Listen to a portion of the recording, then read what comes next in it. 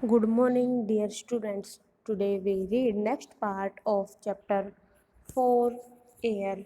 ये आपको पिक दिखाई है, साथ में बताया है एयर के बारे में। मैंने कल भी आपको बताया था एयर मीन्स हवा। Don't forget like and subscribe my channel, so please like and subscribe my channel. Today we discuss about oxygen, carbon dioxide, structure of the atmosphere. ये साथ में आपको पिक दिखाया स्ट्रक्चर ऑफ द एटमॉस्फेयर की, कि इसमें हम टॉपिक ऑक्सीजन के बारे में डिस्कस करेंगे, कार्बन डाइऑक्साइड के बारे में and the structure of the atmosphere. ये आपको पिक दिखाई है जिसमें मैंने आपको बताया है कि जो हमारी एटमॉस्फेयर होता है उसमें जो हमारी गैसेज होती हैं उनका कितना परसेंटेज हमारे एटमॉस्फेयर में है। Oxygen is the second most plentiful gas in the air. Humans and animals take oxygen from the air as they breathe. Oxygen second gas है जो सबसे ज़्यादा हमारे एटमॉस्फेयर में मिलती है, जो आदमी और पशुओं के सांस लेने के लिए ऑक्सीजन प्राप्त करते हैं। Green plants produce oxygen during photosynthetic. हमारे जो हरे पौधे होते हैं वो प्रकाश संश्लेषण द्वारा ऑक्सीजन प्राप्त करते हैं। फोटोसिंथेटिक वो प्रक्रिया होती है जिसमें ये पौधे अपना भोजन तैयार करते हैं। In this way oxygen content in the air remains constant. If we cut trees then this balance get disturbs. अगर ऑक्सीजन की कमी हो जाए, हमारी जो इन्वायरमेंट है वहाँ पर ऑक्सीजन की कमी हो जाए, या हम लोग ज़्यादा से ज़्यादा पेड़ों की कटाई करें, तो हमारा जो संतुलन है ऑक्सीजन का एनवायरनमेंट के अंदर, हमारा जो संतुलन है वो बिगड़ जाएगा, डिस्टर्ब हो जाएगा। Next, carbon dioxide. Carbon dioxide is another important gas. ये भी एक महत्वपूर्ण गैस है। Green plants use carbon dioxide to make their food and release oxygen. जो हरे प्लांट्स होते हैं, पौधे होते हैं, वो कार्बन डाइऑक्साइड को ग्रहण करते हैं अपना भोजन बनाने के लिए और ऑक्सीजन को छोड़ते हैं। Humans and animals release carbon dioxide. जो मानव होते हैं और पशु होते हैं वो कार्बन डाइऑक्साइड को रिलीज करते हैं, छोड़ते हैं। The amount of the carbon dioxide release by humans और animals same to be equal to the amount use by the plants which are make perfect balance. जो कार्बन डाइऑक्साइड ह्यूमन्स और animals के द्वारा छोड़ी जाती है, उसी प्रकार जो हमारे पेड़ पौधे होते हैं उनसे ऑक्सीजन के इन दोनों का इक्वल बैलेंस होता है, जो कि हमारे एनवायरनमेंट के लिए काफ़ी बेटर है। However the balance is upset by burning the fuel such as coal and oil. कभी कभार ये बैलेंस जो होता है ये डगमगा जाता है, असंतुलित हो जाता है, जिस कारण से कोयला और खनिज तेल होते हैं, जो ईंधन होते हैं, उनको जलाने से उनका जो धुआं होता है, जिस कारण से ये बैलेंस असंतुलन हो जाता है। They added billions of tons of carbon dioxide into the atmosphere each year.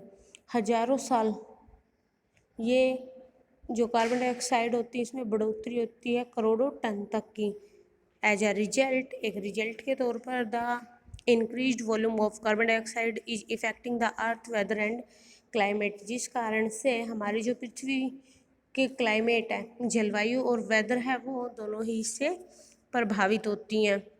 Next we read structure of the atmosphere, कि हमारी जो स्ट्रक्चर है, हमारी जो लेयर्स हैं वो एटमॉस्फेयर की, उनका निर्माण कैसे होता है। Our in atmosphere is divided into 5 layers starting from the earth surface. हमारे अगर एनवायरनमेंट की बात करें, एटमॉस्फेयर की बात करें, तो उसकी जो लेयर होती है उसको 5 भागों में बांटा गया है। दीज आर, वो कौन कौन सी है? Troposphere, stratosphere, mesosphere, thermosphere and exosphere. आपकी बुक में फिगर 4.2 में हमें पांचों लेयर्स के बारे में बताया है। फर्स्ट होती है हमारी ट्रोपोस्फेयर। ट्रोपोस्फेयर क्या होती है? This layer is the most important layer of the atmosphere.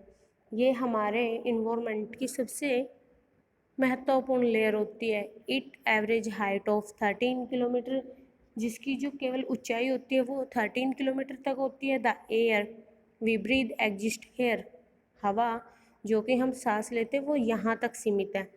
Almost all the weathers phenomena like rainfall, fog and hailstorms occur in this layer. मौसम की लगभग जो सारी घटनाएं होती हैं, जैसे बारिश होना, फॉग धुंध होना, हिल स्टॉर्म्स ओले आते हैं तूफान के साथ, वो सभी इसी लेयर के अंदर होते हैं। ये देखिए, ये आपको बताया है। नेक्स्ट है हमारी स्टेरोस्फेयर। स्टेरोस्फेयर क्या होती है? अबोव द ट्रोपोस्फेयर, जो हमारी ट्रोपोस्फेयर है उससे ऊपर की जो लेयर होती है उसे हम स्टेरोस्फेयर के नाम से जानते हैं। Lies it extend up to a height of 50 kilometre, ये 50 किलोमीटर तक ऊंचाई तक फैली हुई है। This layer is almost free from the clouds and associated weather phenomena, making conditions most ideal for playing aeroplane. ये जो हमारी लेयर होती है इसमें बादल होते हैं। यहाँ दूसरी इम्पोर्टेंट बात यह है कि इस लेयर के अंदर हमारे जो एरोप्लेन्स होते हैं, हवाई जहाज होते हैं, वो उड़ाए जाते हैं। One important feature of the stratosphere, इसका दूसरा महत्वपूर्ण फीचर क्या है?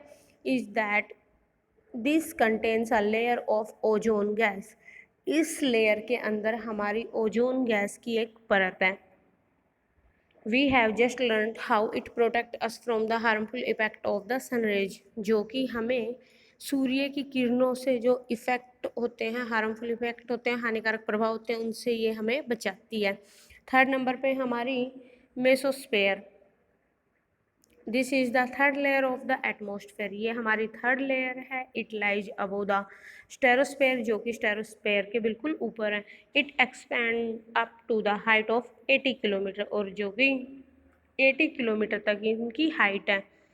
Meteors burnt up in this layer on entering from the space, जो अंतरिक्ष में प्रवेश करने वाली हमारी उल्काएं होती है वो इस लेयर के ऊपर आते ही जल जाती हैं, समाप्त हो जाती हैं।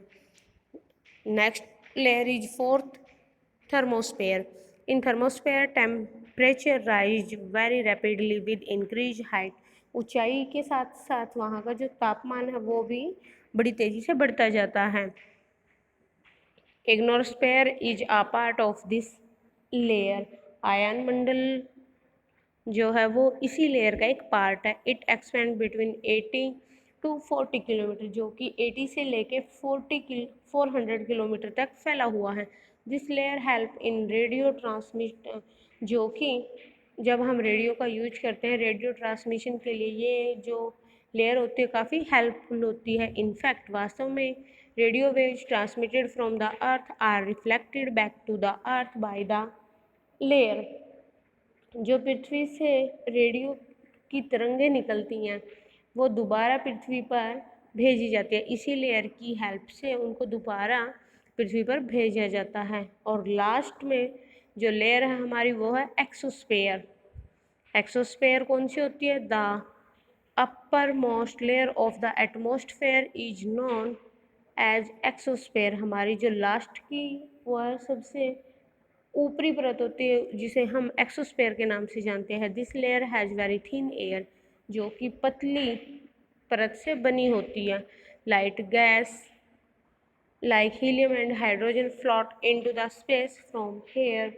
यहाँ पर जो हल्की गैसें होती हैं जैसे हीलियम और हाइड्रोजन, वो भी यहीं पर हमें आकाश के अंदर यहीं पर तैरती रहती हैं। Thank you, have a nice day.